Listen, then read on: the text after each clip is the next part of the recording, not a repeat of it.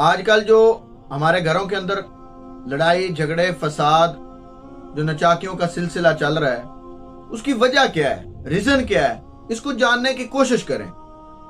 اور میں نے جہاں تک ریسرچ کی ہے، مجھے ایک ہی بات معلوم ہوئی ہے کہ ہمارا جو نظام چل رہا ہے، ہمارے گھروں کے اندر لڑائی جھگڑے فساد چل رہے ہیں، نچاکیوں کا سلسلہ جاری ہے، اس کی وجہ میں نے جو جانی ہے وہ یہی ہے کہ ہم دین سے دور ہیں۔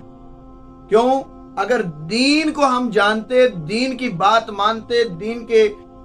اوپر عمل پیرا ہوتے، تو ہم کبھی بھی لڑائیوں میں نہ پڑتے۔ گھر کے جو بڑے ہوتے ہیں، اگر چھوٹے لڑائی کرتے ہیں تو بڑے جو ہوتے ہیں وہ صلح کروا دیتے ہیں، لیکن ہمارے ہاں کیا ہوتا ہے، بڑوں کی جو ہوتی ہے وہ چھوٹوں کے ساتھ لڑائی ہو جاتی ہے۔ جیسے ساس اور بہو کی ہے، اور اگر سسر ہے تو اس کی بھی بہو کے ساتھ لڑائی بن جاتی ہے۔ اس طرح نظام چل رہا ہے۔ پہلے جو ہوتی ہے بہو بہت پیاری لگتی ہے، بڑے شوق سے بڑے ذوق سے اپنے بیٹے کی شادی کی جاتی ہے، بڑے آسان طریقے سے گھر میں لایا جاتا ہے اور بڑا پروٹوکول دیا جاتا ہے۔ تو جب بھی وہ بچی جو ہوتی ہے، جس کی شادی ہوتی ہے، وہ اپنا تھوڑا سا حق مانگ لیتی ہے، تو ساس کہتی ہے کہ یہ جی اب تیز تراز ہو گیا، یہ ٹھیک نہیں ہے، طرح طرح کی باتیں بناتے ہیں۔ میں ایک بات یہاں پہ کرنا چاہوں گا، اگر ساس اس طرح کرتی ہے تو وہ اپنی بیٹی کی اگر شادی کرتی ہے تو اس کے بھی بارے میں اچھا نہ سوچے کہ اس کے ساتھ بھی کل کو وہی ہونے والا ہے۔ اگر آپ چاہتے ہیں کہ آپ کی اولاد کے ساتھ ایسا سلوک نہ ہو جو آپ دوسروں کے ساتھ کر رہے ہیں، برا سلوک کر رہے ہیں، اگر کوئی حق مانگتا ہے تو اس کے خلاف آپ پروپیگنڈے شروع کر دیتے ہیں، لڑائیاں شروع کر دیتے ہیں، اپنے بیٹے کو بھڑکانا شروع کر دیتے ہیں، تو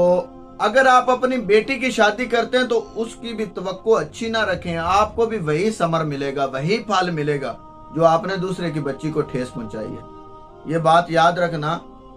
جب ہم بچی کی شادی کرتے ہیں تو بچی اپنے گھر سے رخصتی کے وقت جب روتی ہے تو یہ نہیں ہوتا کہ اس کا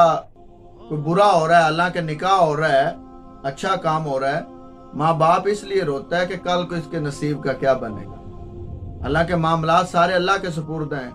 سارے اختیار اللہ کے پاس ہیں، سب کچھ کر سکتا ہے۔ تو کئی لوگ پہلے دیکھنے کو بہت اچھے ہوتے ہیں، بعد میں ان کا رویہ ایسے ہو جاتا ہے جیسے وہ کھر جنڈال ہیں، بہت زیادہ گرے ہوئے انسانوں والی حرکتیں شروع کر دیتے ہیں۔ بڑوں کا کام ہوتا ہے گھر میں اگر کوئی تھوڑی سی اونچ نیچ ہو بھی جاتی ہے تو ملا کر بٹھانا ہے۔ یہ نہیں کہ اپنے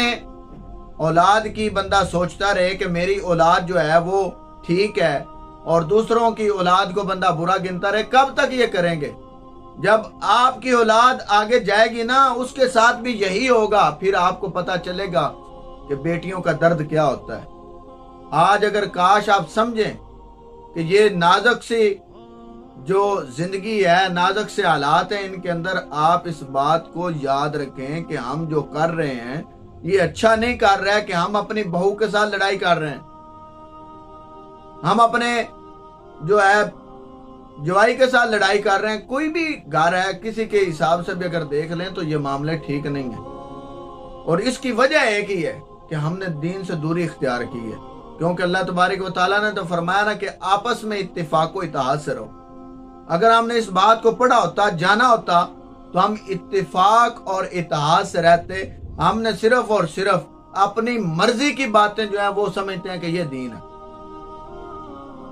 حالانکہ دین جو ہے وہ تو سادہ سا سمپل سا نظام ہے۔ اچھے طریقے سے گھر کے ماحول کو چلانے کے لیے دین ایک ہمارے لیے ایسی مشعل راہ ہے، اگر ہم اس کو اپنا لیں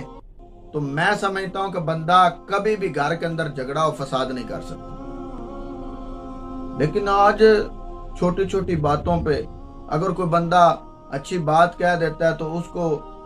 گھر والے سمجھتے ہیں کہ جی اس نے بات یہ کی کیوں ہے، اس کی کیا جرات ہے یہ بات کرے، اللہ کا مشورہ بھی اچھا دے رہے ہیں ان کے فائدے کے لیے، تو پھر بھی وہ کہتے ہیں کہ یہ بات بری ہو رہی ہے۔ اللہ ہمیں عمل کی توفیق عطا فرمائے اور دین کے ساتھ وابستہ ہونے کی توفیق عطا فرمائے، تاکہ ہمیں پتہ چلے